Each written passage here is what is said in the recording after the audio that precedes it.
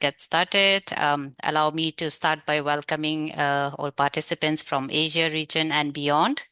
Our colleagues, also thanking and appreciating well in advance Bangladesh Bank and also Maldives Monetary Authority for sharing on this very exciting session today. Very brief background on the Learnovation Lounge series and the session itself. This comes through our regional collaboration from SARFI, and also this is a call for our regional capacity enhancement initiatives. And the SARFI Learnovation Lounge series and sessions was initiated as a virtual knowledge sharing platform on members' initiative on emerging topics and also best practices relevant to Asia member countries. So, Learnovation Lounge series per se is a very new initiative, and we started our first session in November last year, where we had State Bank of Pakistan sharing on Asan mobile money account. I'm sure most of you will also remember. And we also had the second session during early February this year on Nepal Rashtra Bank, also sharing on their financial inclusion index. So today marks the third and the fourth session for the Learnovation Lounge series. Well, the main aim is to actually equip our regulators, our policymakers in Asia with enhanced capacity, knowledge, and also awareness in the important thematic areas of pursuing financial inclusion. So today we're looking at two different topics, yet very related: cashless economy through youth financial inclusion and Maldives, payment infrastructure and innovation. So today's session would clearly be a very informative session for all of us, for all the regulators to understand practical lessons and initiatives that are being taken under SARFI member countries. So join us today to hear from our first line of speakers from Bangladesh Bank. Allow me to welcome our first moderator and facilitator, Mr. Iqbal, who is also the Director of Financial Inclusion Department at Bangladesh Bank. Iqbal is also our SARFI primary ECFIP member and also our AFI's focal person at Bangladesh Bank. So Mr. Iqbal, I think he has served 27 long years of his career, has served in different departments under the central bank. And quite notably, I would say Iqbal has spearheaded introducing innovative approaches such as digital nano loans, open credit disbursement for the marginalized people. Other initiatives also included financial literacy programs, maybe also on student banking, agent banking, and importantly, crafting strategies that are related to gender. So welcome, Director Iqbal. I would now like to offer this platform to you for the next 30 minutes or so, and then I would also like you to request you to introduce your esteemed speakers. So over to you, Iqbal.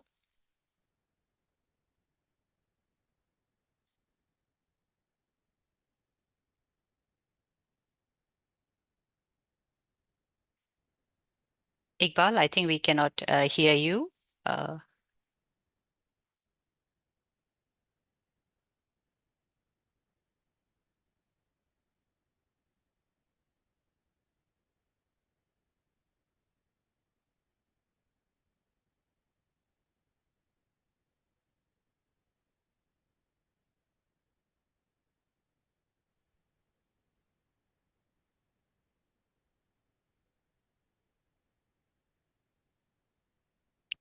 let's give Iqbal some moments.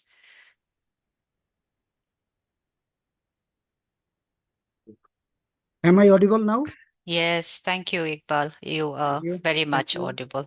Please go Thank you. ahead. Thank you. Thank you. Thank you, Nangse. Good afternoon, everyone. It's a pleasure to join you all today for this session of Surfy Learnovation Lounge series.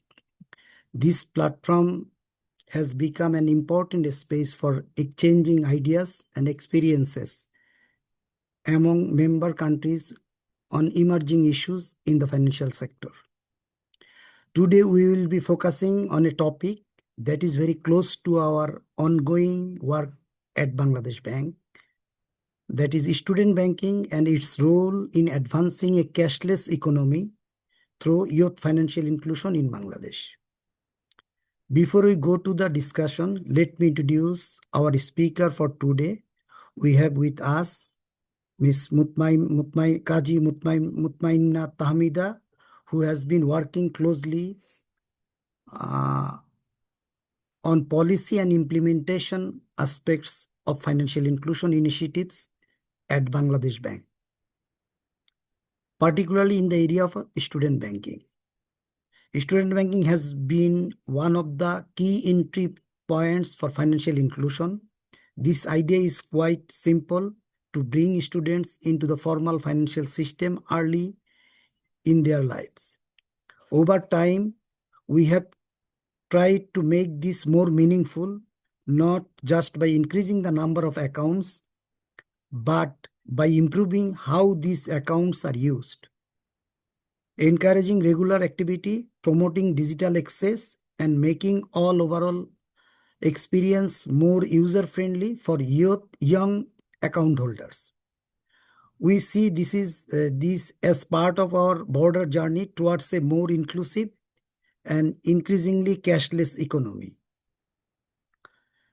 Uh, with that brief introduction, now I invite Ms. Mutahmida for take us forward with the session. Thank you. Thank you, sir, for the nice introduction. Good afternoon, everyone, my fellow colleagues and participants from the SARFI member countries. I'd like to request Kat to change the slide. Yes. You can go further. Next slide. And so, as you already know that today we will be discussing student banking guidelines, which we anticipate will augment cashless economy through youth financial inclusion in Bangladesh. So let me start with vision and rationale. Bangladesh is comparatively a young nation, and that demographic reality presents both an opportunity and a responsibility. If we want to harness this demographic dividend, we must bring students into the formal financial system, not later, but now. Traditionally, financial inclusion has focused on the unbanked adult, but our approach is slightly different. We are focusing on what we call the pre-banked youth, young individuals who are just beginning their financial journey. There is also a strong behavioral dimension here. When financial habits, especially savings, are developed early, they tend to persist. This reduces future dependence on informal and often high-cost borrowing and promotes more disciplined financial decision-making. Finally, student banking serves as a practical entry point into a broader digital ecosystem. We can think of it as a controlled environment, like a sandbox, where young users can safely adopt digital payments, contributing to our long-term vision of a cashless Bangladesh. Next slide, please.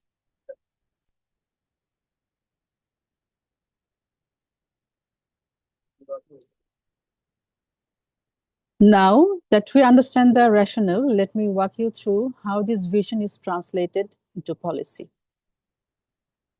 At the core of these guidelines is simplicity.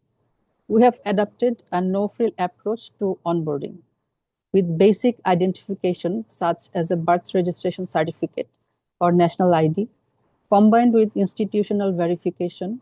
Students can open accounts with minimal friction. The second key feature is a tiered account structure. For minors who are under 18, accounts are operated under the supervision of a guardian, providing a safe learning environment. As students transition into autonomous, supporting more advanced financial needs. This creates a natural life cycle. from early exposure to full financial participation. And also importantly, the framework ensures affordability. These accounts are designed with minimal or zero fees. Only government fees are charged, and in case of accounts which are up to 25 years, only 50% service charges are applicable. Because even small balances matter for students, and the system must respect that.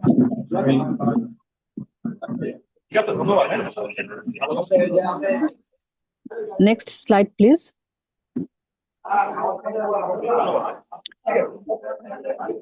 To better understand the significance of this framework, let us see how it has evolved over time. This slide particularly reflects a broader shift in our approach. Earlier, school banking was relatively limited in scope, focused mainly on younger students with restricted functionality. The revised framework expands both coverage and capability. First, the age range now extends up to 25, which was earlier 18, capturing the full student's life cycle, including higher education. Second, the system is more structured.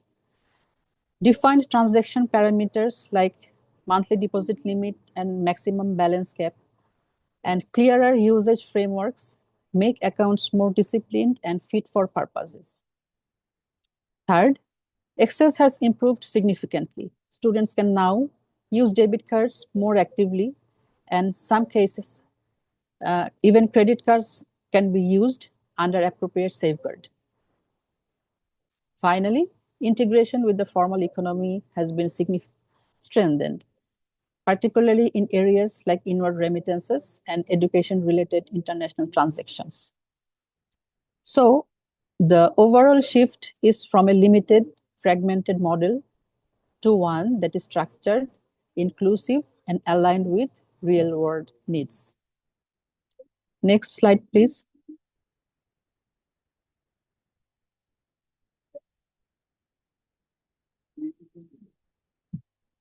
So, once this structure is in place, the next question is how do students actually interact with this system? So here comes the design. The design of the student banking is centered around usability and relevance. Transaction limits are set thoughtfully, aligned with typical students' needs, such as paying tuition fees, purchasing books, or managing daily expenses, while also minimizing risks. Interoperability is also a very important issue here. These accounts are designed to integrate smoothly with mobile financial services like Nagad, bKash, Rocket, and so on, allowing seamless transfers between bank accounts and digital wallets.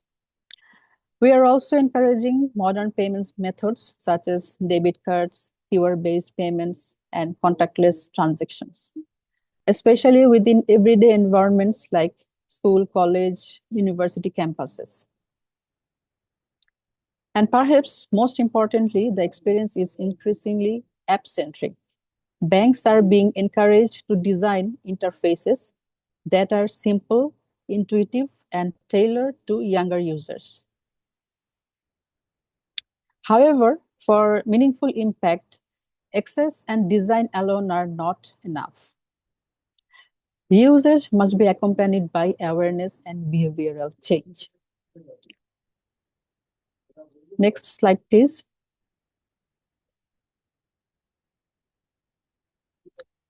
So, financial literacy comes as a central pillar of this initiative. We are taking banking directly to students through outreach programs, campus engagements, and student banking conferences. The idea is to make financial services familiar and approachable from an early stage. But beyond products and access, banks also act as facilitators of engagements. They also act as educators, building trust, encouraging regular usage, and supporting long-term financial inclusion.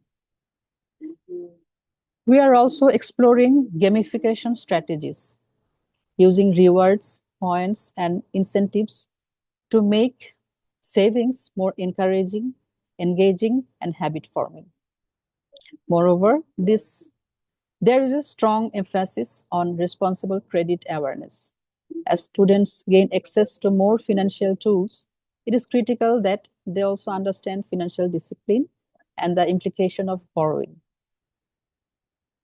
A key operational strategy supporting this is the one branch, one educational institution model, which we introduces the previous year. This ensures that each bank branch maintains a direct linkage with at least one institution, whether it is a school or college or madrasa or university or any vocational institution, for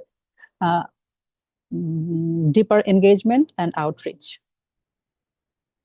And this automatically brings us to a key stakeholder in the ecosystem, the commercial banks. Next slide, please.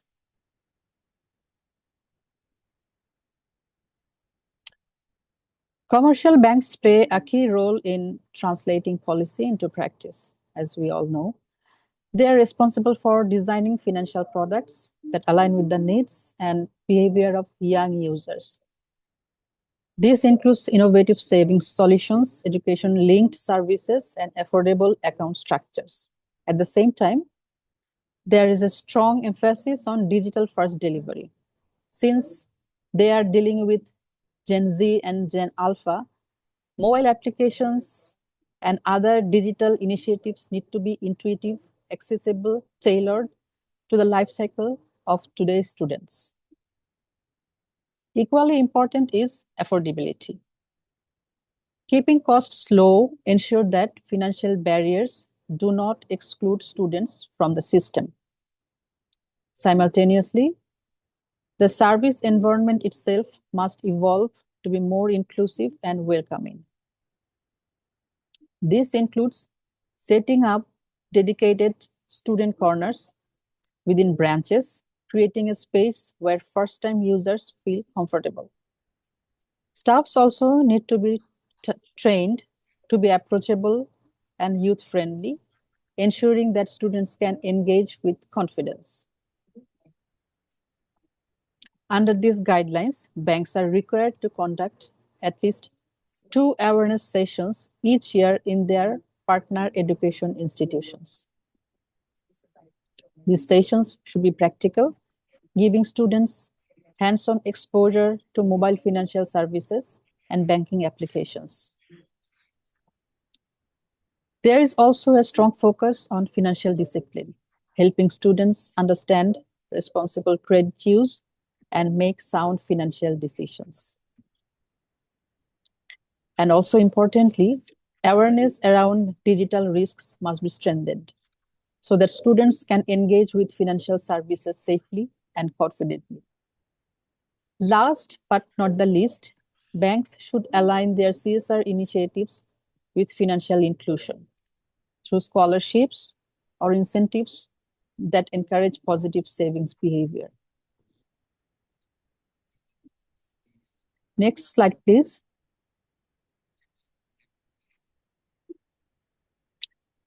To understand how our efforts are translating into outcomes, let us now look briefly at the data. As you can see, the data shows a clear and encouraging trend. There has been steady growth in the number of student accounts, which is now around 5 million, indicating that outreach efforts are working.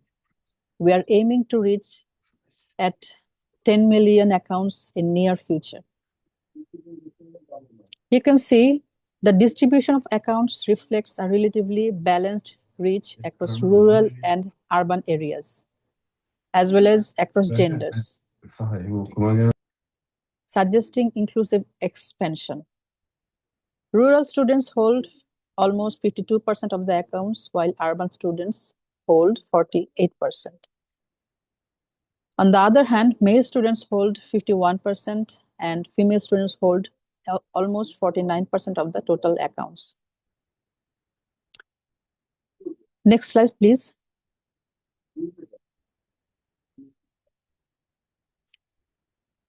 Here in the pie chart, we can see that private commercial banks are clearly leading the space, holding the majority share of both deposit and accounts. It indicates their strength in products, innovation, and to attract young savers. Going forward, for PCBs, the priority is to sustain this leadership by strengthening responsible credit awareness and long-term financial behavior. In case of state-owned commercial banks, they also play a critical role in outreach.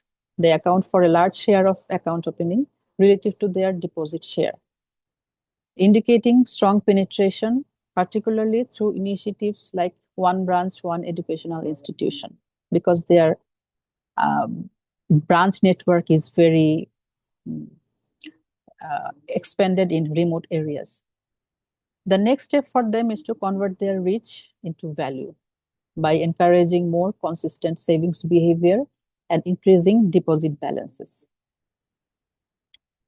There comes specialized and foreign banks. Specialized banks and foreign commercial banks operate in smaller niche segments. Their presence is limited in scale, but important in specific sectors and regions. To strengthen their role, the focus should be on expanding financial awareness efforts and deepening engagement within the student segment. Overall, the ecosystem is expanding, but with varying strengths across different segments.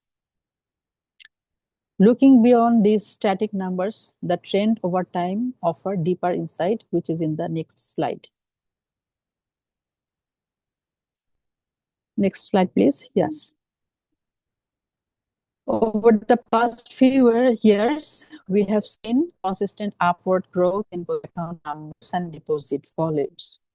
These points highlights the performance trends from 2021 to 2025.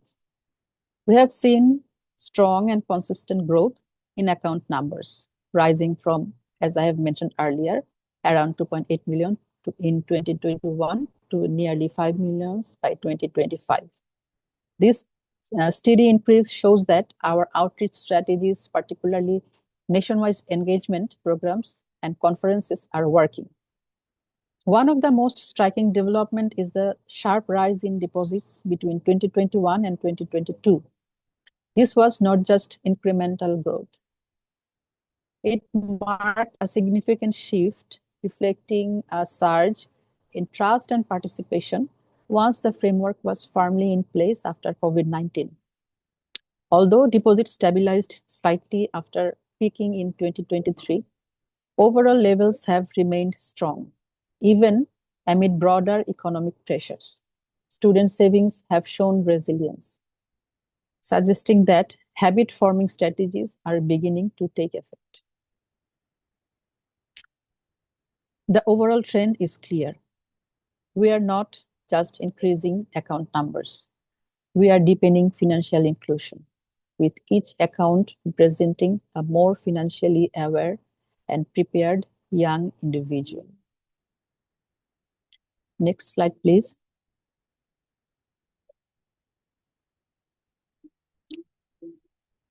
Of course, no system is without its challenge. One key issue is the presence of non-operative accounts.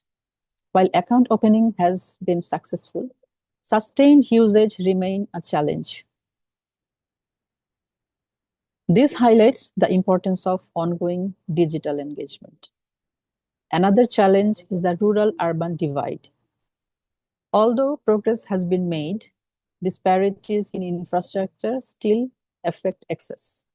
In this context, agent banking continues to play a crucial bridging role.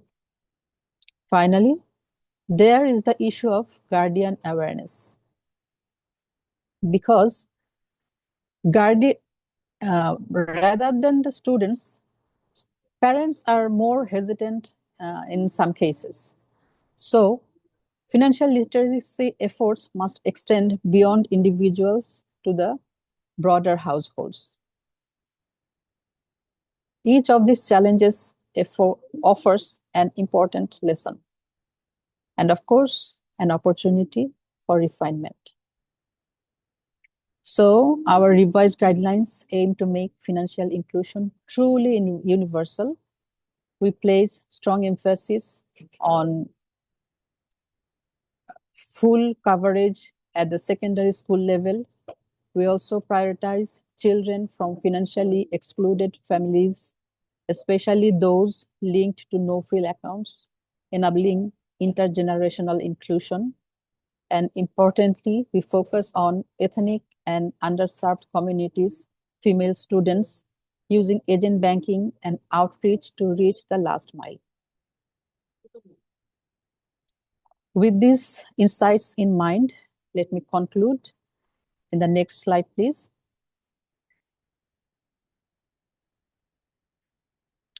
With the right regulatory approach, financial inclusion can move beyond compliance and become a tool for transformation.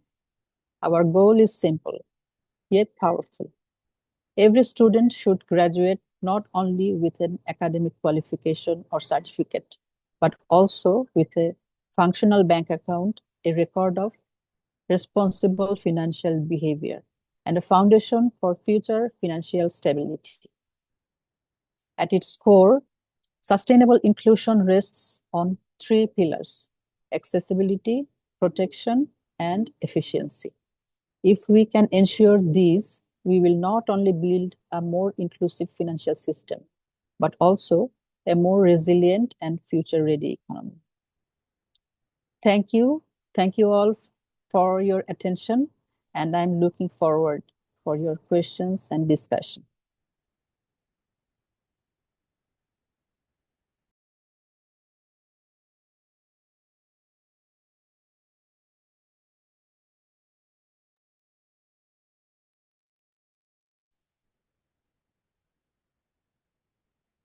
Thank you. Thank you, Ms. Tahmida, for that very insightful presentation.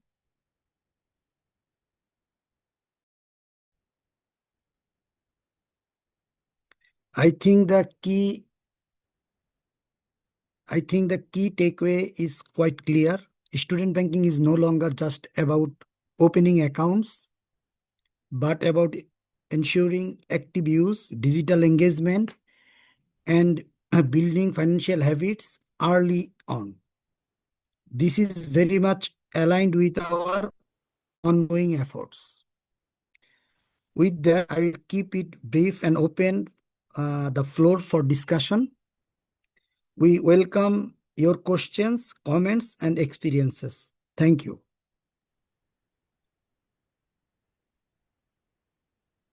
We intervene. I think we've got a couple of questions in the chat box, and we have one from a very familiar person that we know, Iqbal, from Omer, from Pakistan. He's posted a couple of questions. Maybe we will request Omer to speak yourself on your questions. Omer, over to you, Omer.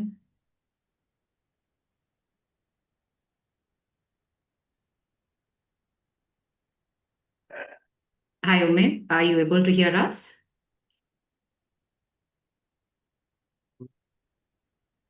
He's just joining in. Hi, Omer.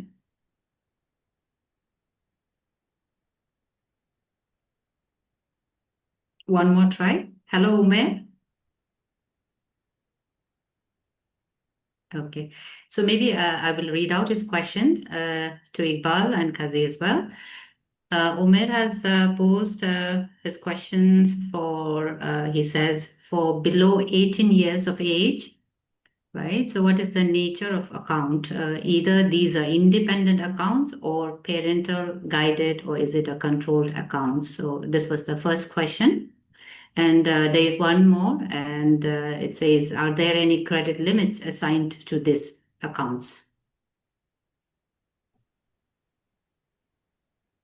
In case, Actually,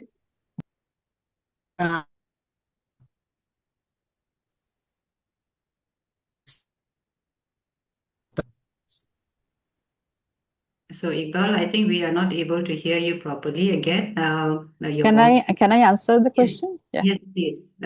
Yeah. Under 18, the accounts are guardian guided. They will be under the surveillance of the guardian, and the SMS and OTP for their transaction will go to the parent's mobile or guardian's mobile. Thank you. And what was the next question? The next question was, are there any credit limits assigned to these accounts?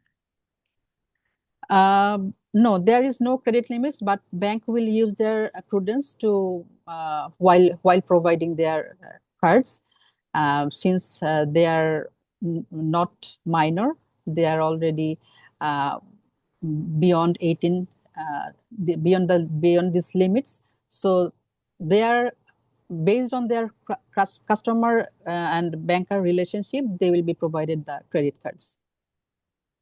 Thank you, Ms. Qazi. And there are a couple of questions. Maybe I will pick two more. Yeah. And then after that, I would request our Bangladesh bank colleagues to respond to the questions in the chat box in the interest of time. Okay. Maybe the other question is, are there any specific incentives to encourage the student saving in these accounts? Yes, of course. Students will be rewarded specific while we are talking about the gamification and reward point systems. They will be rewarded with these rewards while engaging or while maintaining proper account with the banks, and also they will be provided with proper financial literacy or education by the banks. And sorry, it's okay. Please go ahead. Okay. So banks will provide with them the appropriate guidelines and hands-on practical education about digital financial literacy and how to operate mobile financial services and etc. So I think for them these are not reward in terms of monetary issue, but these are reward for their better understanding of the banking system and digital channels. Very rightly said. Thank you, Ms. Qazi. And I'll take in one more question. And there will be two unanswered question in the chat box, which we can do it later today. So the next question is, maybe I will pick this one. Why is the percentage of students with bank accounts higher in rural areas compared to urban areas? So the question is from Mr. Mahesh, and then he also says, is there any specific policies or incentives that are related to this? Because our specialized and state-owned commercial banks have very vast and branch network in the rural areas, and in our previous guidelines we put emphasis on reaching out them with agent banking and with some mobile booths to attract them, because rural areas are always undermined, or in case of account opening they are always lagging behind.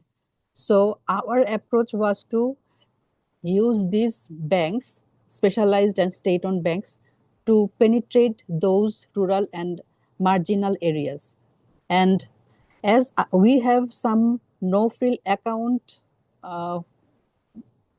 holder in our from financial inclusion perspective, we have some programs like no-frill accounts, and some they are engaged with, they are connected with these student banking accounts.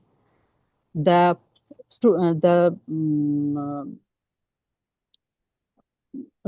guardian who are eligible for the no-frill accounts, they can take loans on behalf of their children from the student banking account.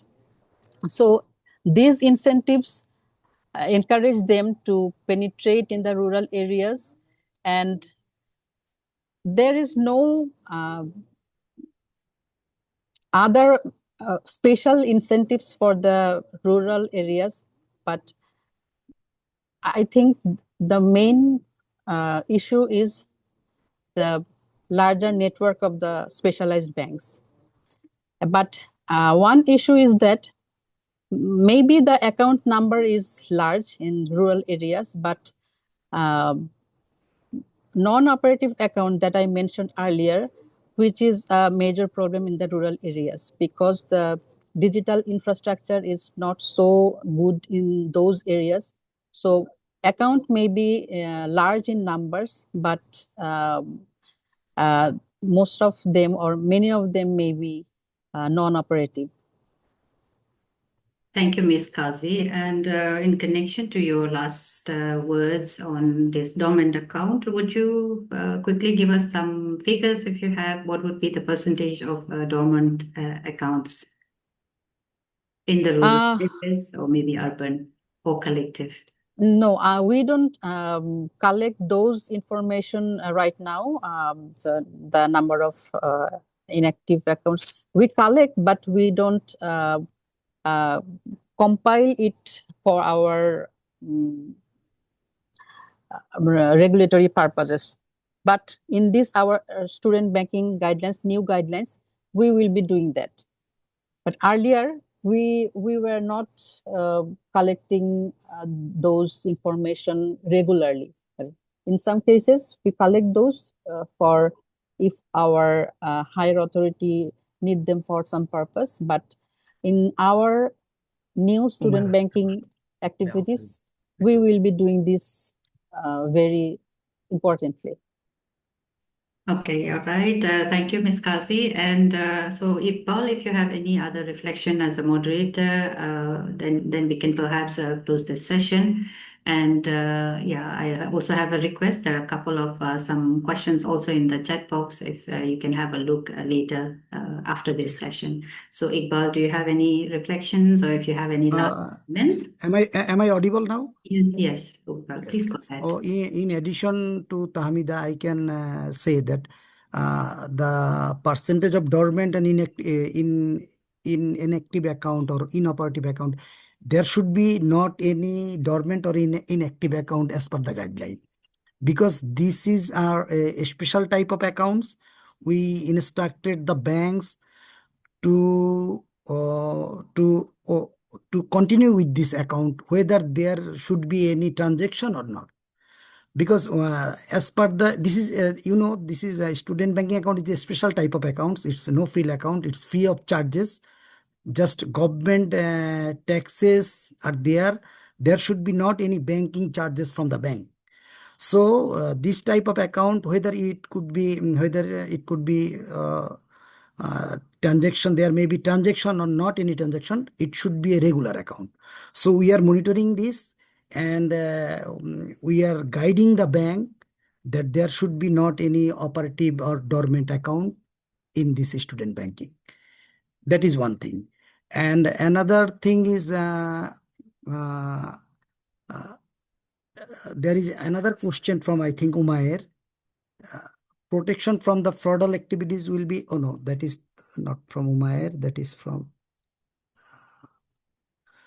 another question from Umair. Are account holders under 18 years? What is treatment after 18 years? Either they have to open a regular account or continue the same account. It is the same account that will be continued, because after 18 years, earlier it was school banking and its name was school banking. Now the guidelines is for up to 25 years. So there is two segment. One is up to 18 years and another segment is 18 to 25, above 18 to 25 years. So this is the same account, and below 18 years, they should, when they are going to open an account, they need the guardians and some guidance. But after 18 years, a student can open an account. He can go to bank or bank branches alone because he is adult, he or she, and it is the same account that he will continue as a student banking account. Thank you, Iqbal. So That's very clear, yes. okay, okay. Thank you, Nangse. Thank you, Catherine. And any question, if we get, I will get. We will try to answer it. Okay. Okay, Thank you. thank you, Thank Iqbal. you. Thank you so much. And yes, Kat, I think we are very good. Well, thank you, Iqbal, and also Miss Qazi for your wonderful session. I think this brought in a lot of interesting questions from the floor, and there are still yet some few questions that still needs to be answered on the chat box. I guess this is a very interactive session that we have had. While we would want to hear from you more, but I think our session limits some time here, so maybe we can now move on to the second session. Thank you once again, Iqbal and Ms. Kazi. So now as we complete the first session, please join me again, once again, to welcome our new moderator from Maldives Monetary Authority. Allow me to welcome Mr. Nazi, who is the manager from Maldives Monetary Authority. Nazi also currently works in the financial sector development and licensing division of the Maldives Monetary Authority. He is actively engaged in the licensing of payment system and payment service providers in the Maldives, while also he's contributing to the development and expansion of the digital payment system across the country. Nazi has been very actively involved in the key national initiatives, including the development of digital payment infrastructures and also policy frameworks that are largely contributing to the implementation of the Maldives instant payment system, Favara, and the digital finance components of the National Financial Inclusion Strategy. So welcome, Nazi. I would also now like to offer this platform to you for another 40 minutes. And then please do introduce your esteemed speaker as well. Over to you, Nazi. Good afternoon, everyone. Thank you, Nancy, for the warm introduction and for handing over the session to me. Before I begin, let me just highlight that I completely agree with Mr. Iqbal from Bangladesh Bank. Safi's The Innovation Lounge is a great platform for sharing knowledge and also learning from one another.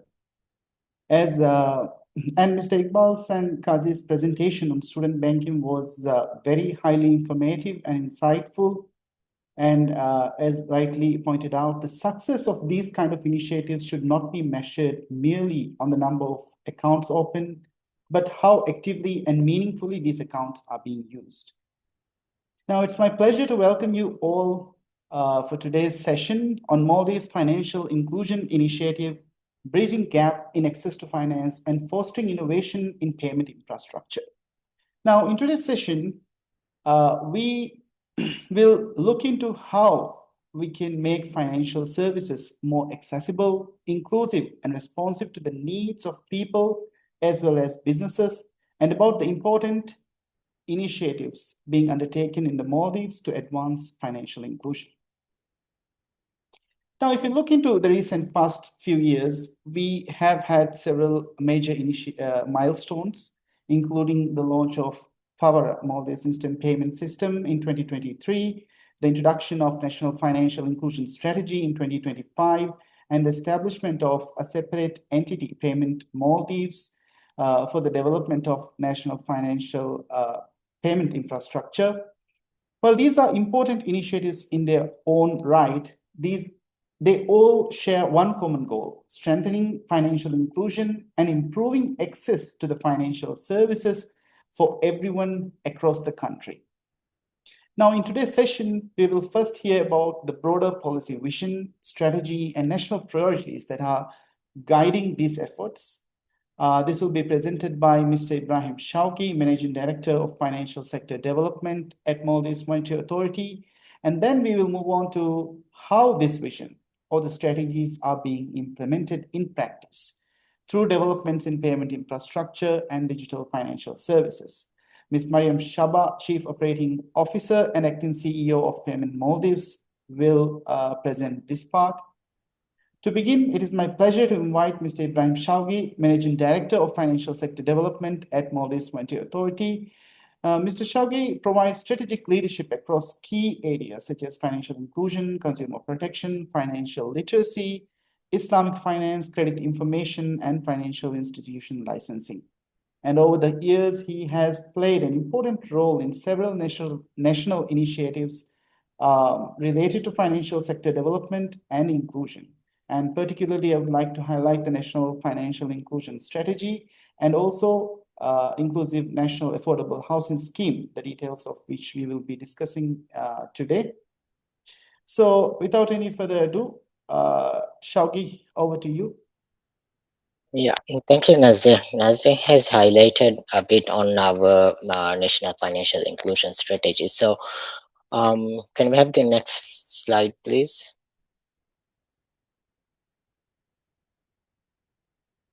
Yeah. When we first started looking at developing a national inclusion strategy, we noticed that a key challenge that we faced was although there had been multiple fragmented initiatives by various government agencies, financial institutions, financial regulators to address access to finance as well as financial consumer empowerment, financial literacy, but there was no common national goal, there was no direction, and we faced lack of data as a huge issue. So in 2022, we came up with a demand side survey on which we thought we'll base our national financial inclusion strategy. So we found various gaps in access to finance. Although Maldives has relatively high bank account usage, around 95% of adults have bank accounts, but we noticed that there are certain groups which were being left out of the financial system, as well as although the 95% of the population had bank accounts, usage was very limited. So we thought we'll come up with various strategies to address these issues. Next slide, please. Yeah, so based on the demand side survey as well as various supply side data we had, we came up with this NFI framework. And the strategy, as Nazir has mentioned, was launched in 2025 December. So we are almost 6 months or five and a half months into the implementation of the strategy. For the strategy, we decided to focus on 4 major target groups: women, elderly, youth, and MSMEs. These target groups were identified based on the demand side survey data as well as various supply side data we had collected over the years. And as for the focus of the strategy, we identified 5 major pillars which we wanted to work on. So access to finance, various initiatives to broaden access as well as usage of financial services was one of the main pillars. Then we came up with Islamic finance, digital finance, inclusive green finance, consumer empowerment, and financial literacy. Right, so in today's presentation, we'll focus on 3 initiatives within 3 of these pillars: access to finance, Islamic finance, and digital finance. Can we have the next slide, please? Yeah, so as I mentioned, Islamic finance is one of the key pillars of our national financial inclusion strategy. Maldives being 100% Muslim country, we foresee huge potential for Islamic finance in the country. At the moment, our banking sector, almost 24% of the banking sector is Islamic banks. But we thought it could be increased. It could be taken to around 50% of the banking sector. And another key concern we noticed within the Islamic finance was the lack of Islamic social finance instruments. We do have a nationalized and institutionalized zakat system, but as I'm sure most of us would be aware, collections can only be distributed to certain categories of people. So there are other categories of people who are kind of left out of the institution and the zakat mechanisms.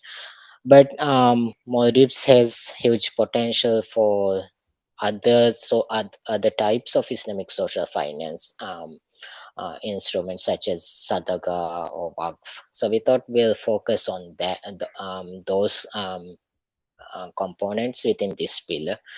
And as for access to finance, we focus mostly on ways in which our identified target groups can be offered additional or expanded services and facilities to financial products and services, as well as enhancing data collection and reporting was identified as a key policy priority to address access to finance. So under Islamic finance, we came up with the Maldives Islamic Social Finance Initiative, which we call MISFI.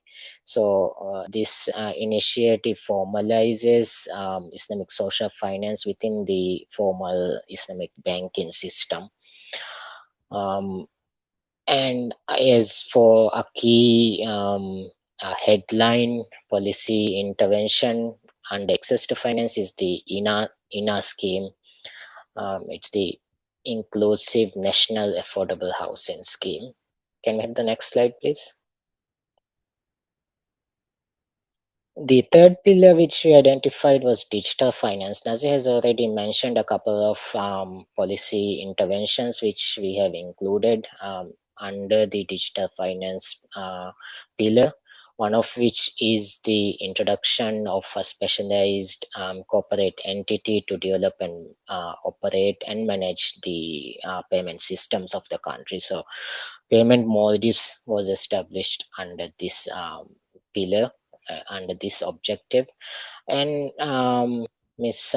Shaba will go through the details of various initiatives which have been undertaken, as well as our future plans for the Payment Maldives.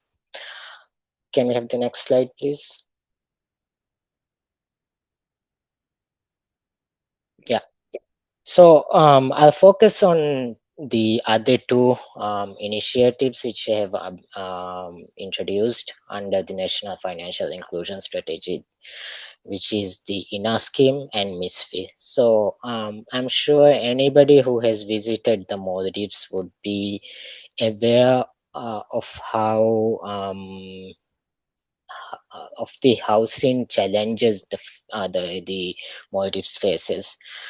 Our capital city Male is one of the most highly high density capital cities in the world. We don't have any land available for housing or any other type of developments in the capital city. So the major challenges we are facing in land availability means, of course, any available land is extremely expensive. At the same time, our dispersed geography makes any construction projects extremely expensive. On the third angle, our financial sector the rates are also quite expensive. So these three factors make affordable housing a significant challenge in the country. On top of this, our population is mostly concentrated in the capital city. Almost one third or close to half of the population live in the capital city. So affordable housing has become a serious challenge, which leads to other social issues as well. So MMA thought we would come up with an intervention which could address some of these issues which we face in the housing market. In 2016, around that period, also MMA came up with an affordable housing scheme, but at that time the design of the scheme was a bit different. We just introduced a regulation which required licensed banks to allocate a certain percentage of their housing portfolios to affordable housing facilities at a fixed rate of interest. So that was a very successful scheme, but it did not address all the challenges we faced in the market. So we thought we'll come up with a new scheme which would address some of the challenges which we faced in the implementation of the earlier scheme, as well as some of the market challenges which we see. At the basic structural level, the scheme is designed as a regulatory intervention which requires or which mandates all licensed banks to contribute 10 to 15% of their loan portfolio amount to a housing fund created by MMA. So this meant that we were able to generate about 3.5 billion rupiah for the fund. Can we have the next slide, please?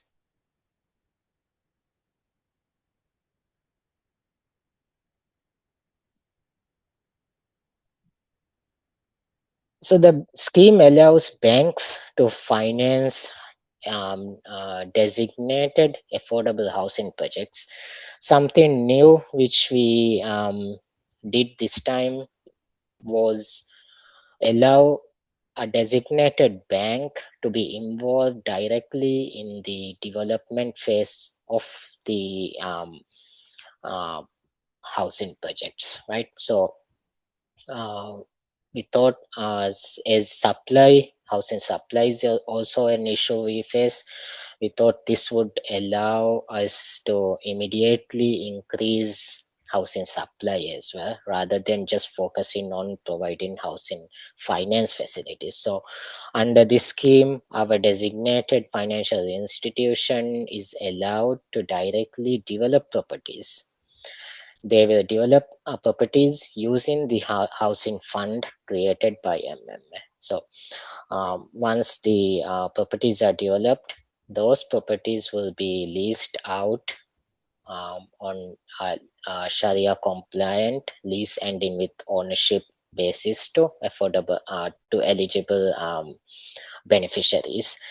The basis of this scheme is a regulation which we once again introduced, which mandates the contribution by the banks, as well as the deployment of those contributed funds through this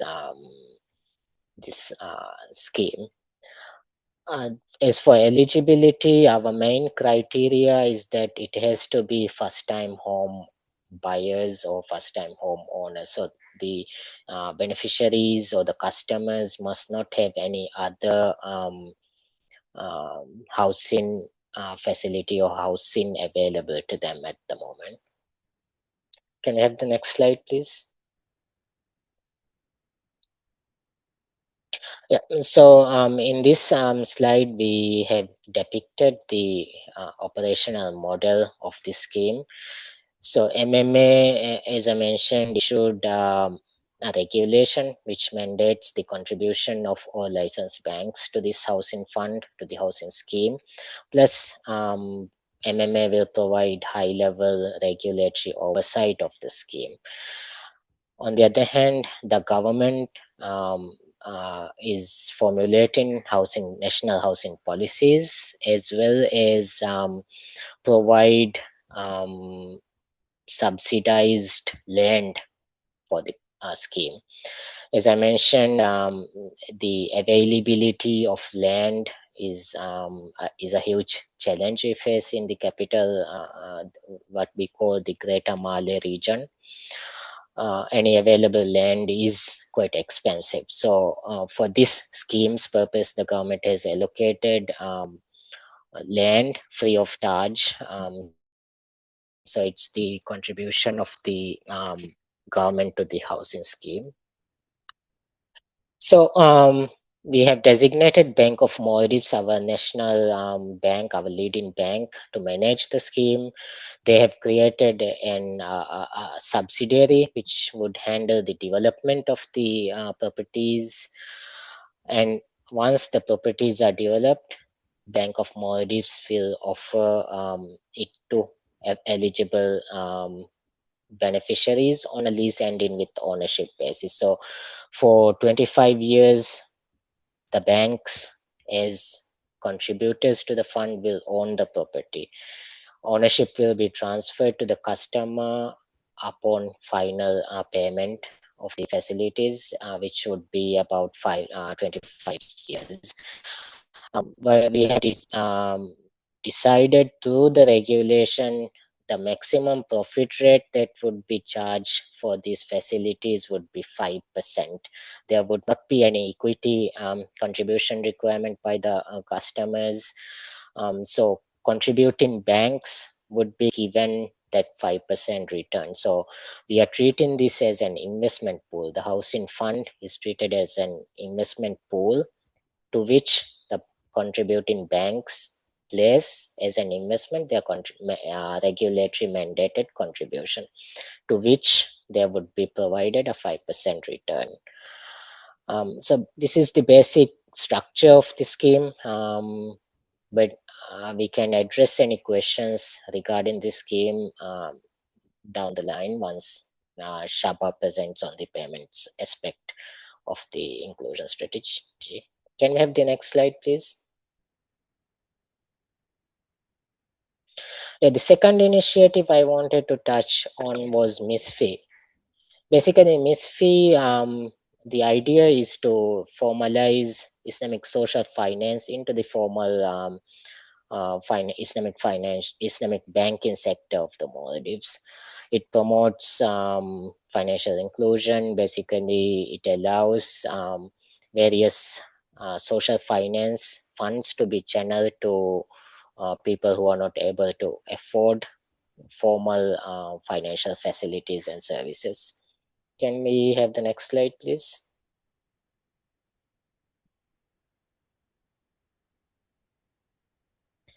Okay, so in the interest of time, I'll skip this slide also. Can we have the next slide, please? Yeah, so this is the operational model of the scheme of the MISFI initiative.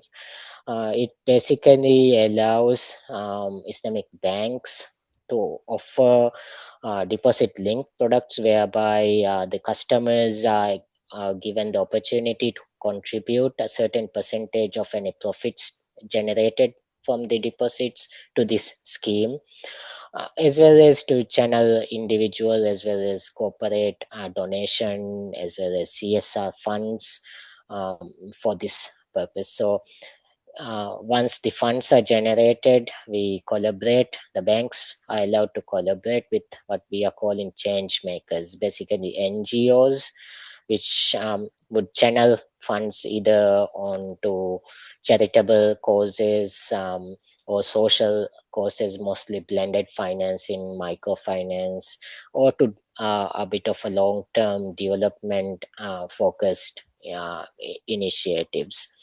So MMA's role in this MISFI would be to provide oversight as well as to ensure the operations are going as according to the objectives which we have set, as well as ensure the impact of the initiative is what we want.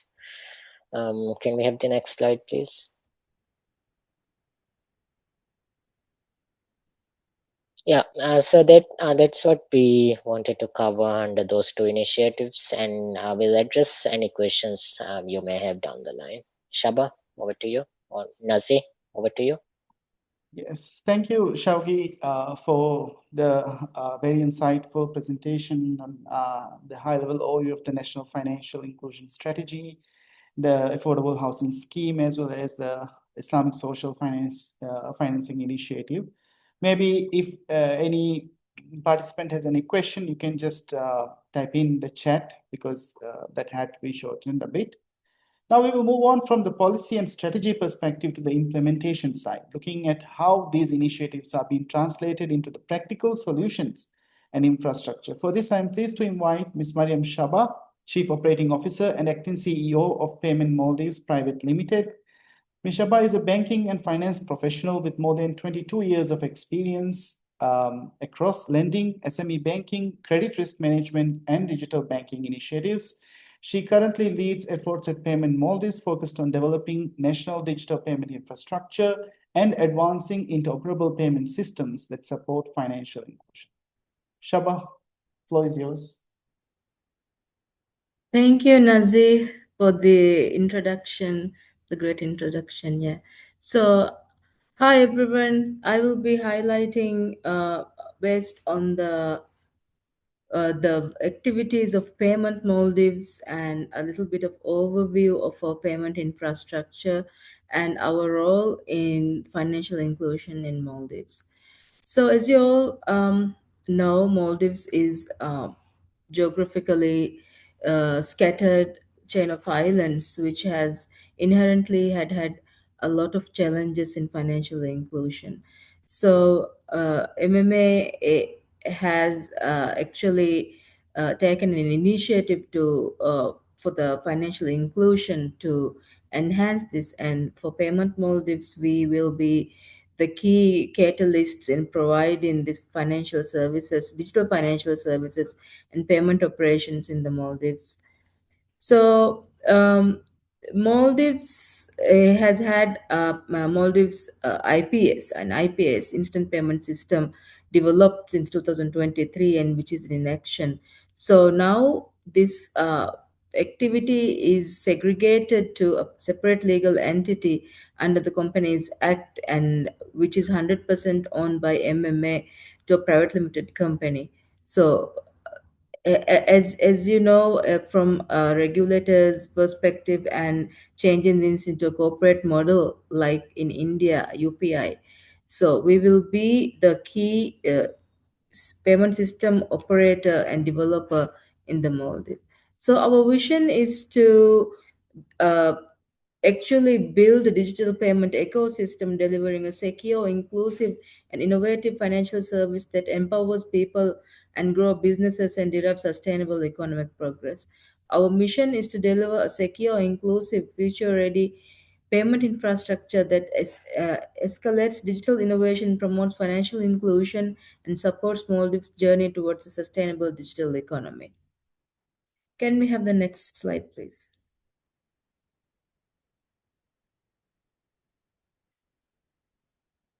So our main objectives are we foresee to operate structure and resilient retail payment system.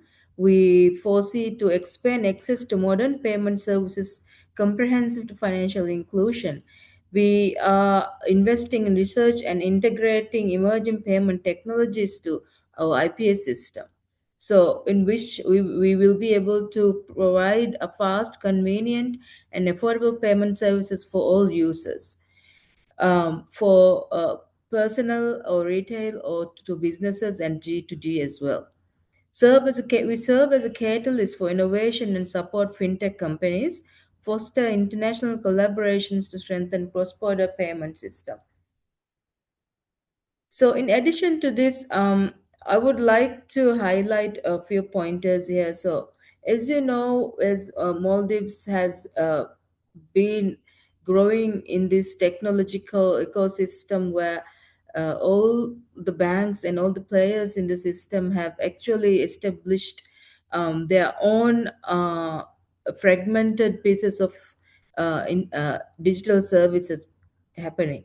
So Payment Maldives uh, wants to actually bring this to an interoperable system and then provide these participants with a uniform platform to with sharing technologies and costs with all our banks and payment service providers. Can we have the next slide, please?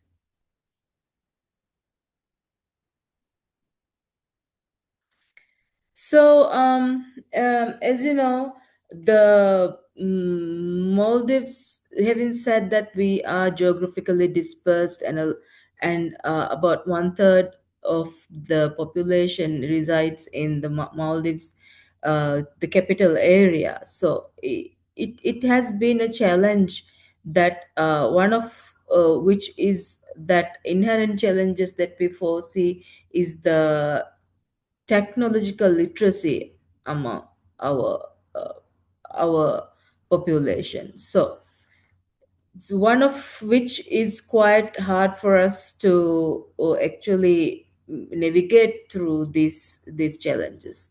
So for once, building the trust across these institutions and aligning different priorities and comparative dynamics under a shared integral framework is one of the key challenges. And the other is technical integration. As I have mentioned, each member or each bank or each PSP has had different their own technical integrations. So to bring them to a uniform structure is one of the early challenges that we have faced, which has led to uh, we foresee ourselves to be very tech savvy, but right now and a little bit earlier, we have been having this problem or challenge that Maldives is a very dependable on cash-based behaviors. So to shift from a cash-based system to a digital platform, it is giving early challenges to us. So as you know, with the geographical disbursement of the islands, most of the banking services did not reach before. So it did not reach then, but now most of the islands are with ATMs or self-service banks as such. So the early challenges that we faced were that it was very hard for us to fully shift cash-based transactions to fully digital. So, as I have mentioned, there is a limited public understanding that needs continuous engagement to build confidence and capability. So, this is and this was one of the challenges that we have faced and we are facing. The next one, please.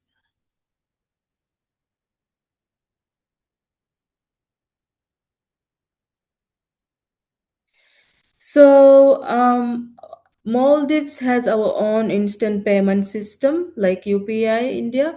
So we have MIPS, we have branded them, it is called Favara. So Favara is one of the systems that we have introduced and are now inoperable among 7 banks and 1 PSP right now. So, basically, this provides a unified payment gateway and an API platform for us to transact securely from one bank to another within the country. So it is an instant payment system that would not require the clearing, and this will be credited immediately.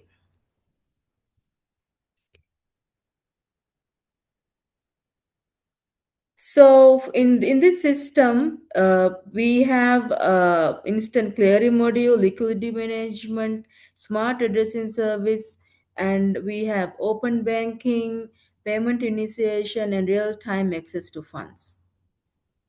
Can we have the next slide, please?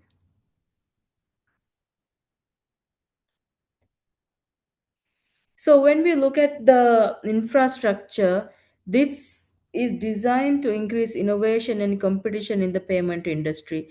As you're aware that Maldives financial sector is um, uh, mainly uh, led by one financial institution. So this has led a lot of less competition in the market. So this will transform the payments landscape in the Maldives. And this will establish an open, fast, and modular, secure instant payments infrastructure for all the ecosystem. This will establish a level playing field for existing and potential market players. Next one, please.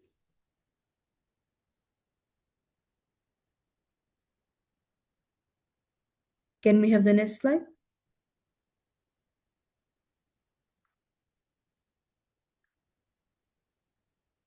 So for the Favara services, right now we are having it is an account to account transfer.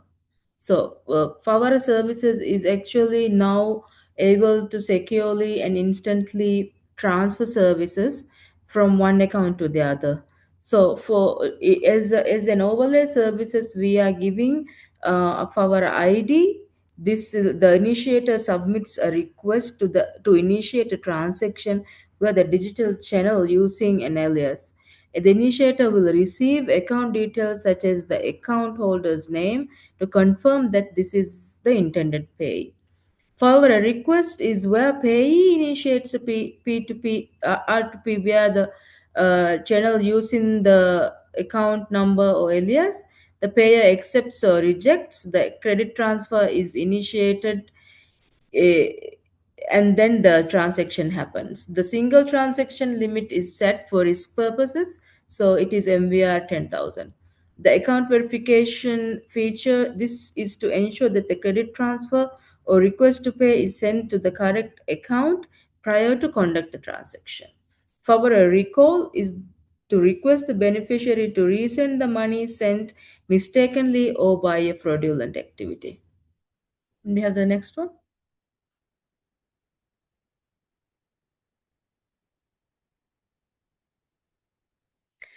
So we have set the regulator has set a national QR code standard, which will be uniformly utilized by all of the participating banks and participating payment service providers. So this QR standard uniforms all of the ecosystem players. So this will enable us to in future use this system through Favara.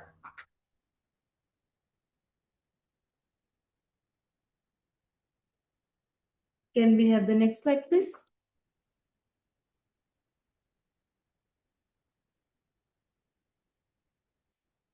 So benefit of the system, technical wise, this is affordable, low cost, improved access, improved efficiency, it is safe and secure, and supports SMEs, MSMEs as well.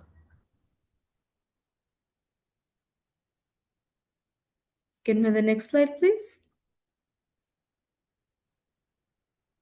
So in Assam, you can see our Favara statistics, and I would like to highlight that this month we have actually crossed 100 billion worth of lifetime transactions through Favara. So I would like to highlight that this system is accepted by all of our uh, all of our ecosystem, and it is in fact very secure, and people have increased their adoption as well. So this is a breakdown for 2024 and 2025. So I would like to highlight at this moment that we've crossed the transaction volume indicates that this platform is generally accepted by all our participants, and it is securely it's an establishment to securely transact from one bank to another. Can we have the next slide, please?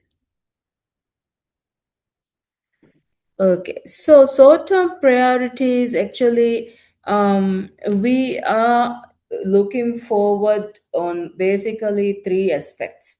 So I would like to highlight that with Payment Maldives being spin off to a separate legal entity, actually we would like to establish few steps that we would want to have it to sustain it. So, for example, the tech resources in the Maldives are quite low.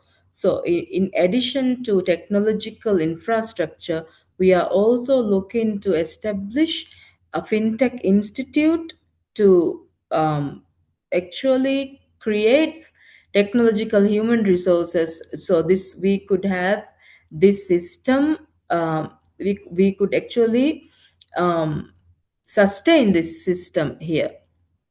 So the other area is that we are implementing strategies for the banks to organically onboard with us to utilize our services or um, support this initiative. So what we are strategizing to do is that we are going to provide the banks and participating institutions to actually share or provide them the technology, and then them to integrate with us in this journey. So, by this way, the banks will be able to reduce their costs and then increase the volume through our rail.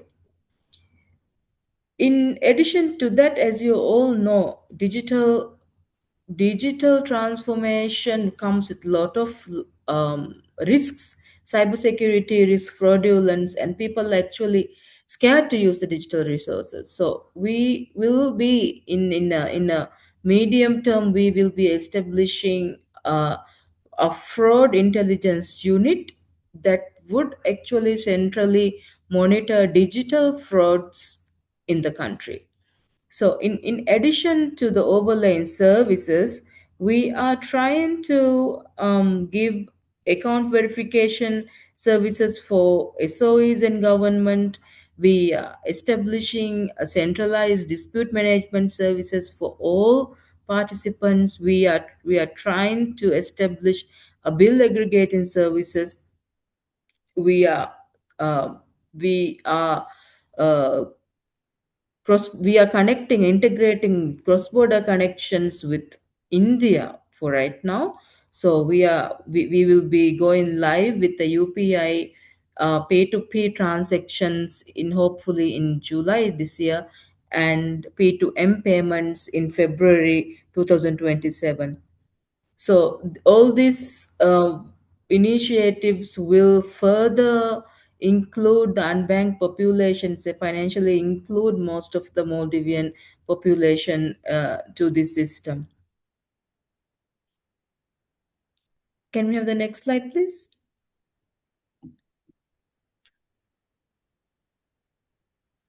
Thank you so much for this opportunity. Thank you. Thank you very much, Shaba.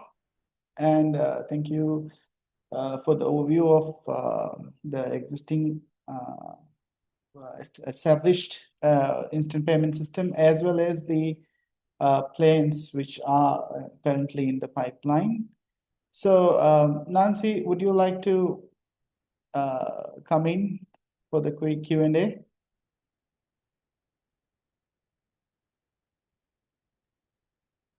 Nazi, yes, thank you. I see Ibrahim has been very efficient and has been answering all the questions in the chat box. Yes. But having said that, there is one question from our previous speaker, Ms. Qazi herself. And I guess this one, maybe Ibrahim may be in the process of answering, but maybe we can hear from Ibrahim on this question. The question is, what lessons from the Fabara UPI implementation could be useful for other small island economies pursuing cross-border instant payment connectivity? Maybe not to Ibrahim, but to Sabah. Well, actually, one of the main challenges that we face in Maldives is that in our financial sector, there is already existent frameworks, segments of digital payments that is already happening and people have already adopted. So to switch from this fragmented system to a centralized in an interoperable system, there could be resistance from the banks as well, the commercial banks as well as the participating, mostly the leading banks. So that is one thing that I would like to highlight. However, our strategy to tackle this problem or the challenge is that we are trying to organically onboard all these banks on a uniform platform. As I have previously mentioned, we would like to provide them the technology and then they could integrate to us. So our view in Payment Maldives is that by switching to their commercial platform to this national platform, we will assure that there will not be financial losses in terms of the profits they are currently getting. So we would like to establish this kind of commercial terms with the banks and financial other institutions that they would only benefit from this, and the technology will be shared, and then for at least the local payments could to be done through the MIPS. Thank you, Sabah. Nazi, if you have any reflection on your speakers, you may do so. Yes, few things I just thought I would highlight. For one key takeaway could be that how payment infrastructure can become a catalyst for broader economic transformation. For example, establishment of Payment Maldives and development of Favara. It shows clear commitment towards interoperability, innovation, and instant digital payments. Then, as Sabah also highlighted, one other important aspect is implementation of any of the key initiatives that we highlighted today, onboarding the participants, especially the banks or payment service providers who are big players in the market. That is a key challenge. So that's something we need to approach very strategically. Then only that is a key determinant of the success of any initiative. Then another important reflection is the emphasis on the inclusivity beyond technology itself, such as the INA scheme, the housing finance scheme, as well as Maldives social finance initiative. That shows how financial inclusion can directly support social development, affordable housing, and also the resilience of the community. So overall, I think this highlights the importance of collaboration between the regulator players such as Payment Maldives and other government institutions as well. That would be it from my side. Thank you, Nancy, and thank you everyone for joining the session today. On behalf of Maldives Monetary Authority, I would like to thank you all. Thank you, Nazir. Thank you for wrapping up very nicely in three key points. I also was reflecting myself on those key points that you reflected. Yes, very importantly, payment infrastructure is definitely a catalyst for our economic development. And definitely, when Saba mentioned that Maldives is in the process of onboarding and transiting into a unified platform, although it's a challenge, but also I think it's a big opportunity for the Maldivians. And yeah, very interesting, I think, on Ibrahim's presentation to having INA as the initiative from Maldives, and particularly putting it under the overall framework of the financial inclusion. I guess this is something unique to most of the members in the AFI network. We may have some common pillars that are there, but then in terms of access to finance, having this social finance angle and also inclusivity of housing finance really stands out in Maldives National Financial Inclusion Framework. So congratulations for that, and we hope to see and wish you all the best in implementing onboarding onto the unified platform, as well as all the best to your the INA scheme. So having said that, I do not have any further reflections. But I must say that both the sessions today were a very good trigger for all of us.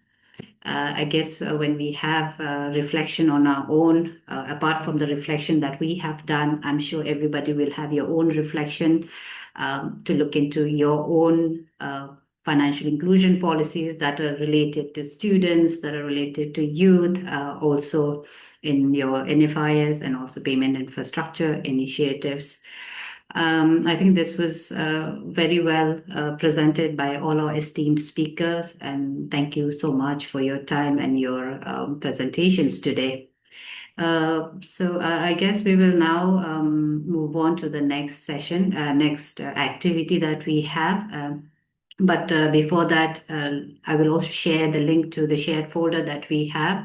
Usually after the sessions, in few days, we will come up with the session summary and we will upload it on the same shared folder for those who are interested to look at the session summary later.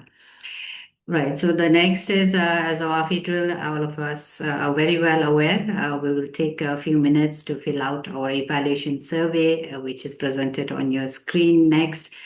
The same, I will share it on the chat box as well. And then we will have maybe about 5 more minutes from here now, and then we will officially close today's dual session for our Innovation Lounge series. And once everybody is done with the evaluation, please feel free to leave the room, have a good coffee after this, and then have a good rest. So thank you once again to everyone. Thank you, Nancy, and everyone.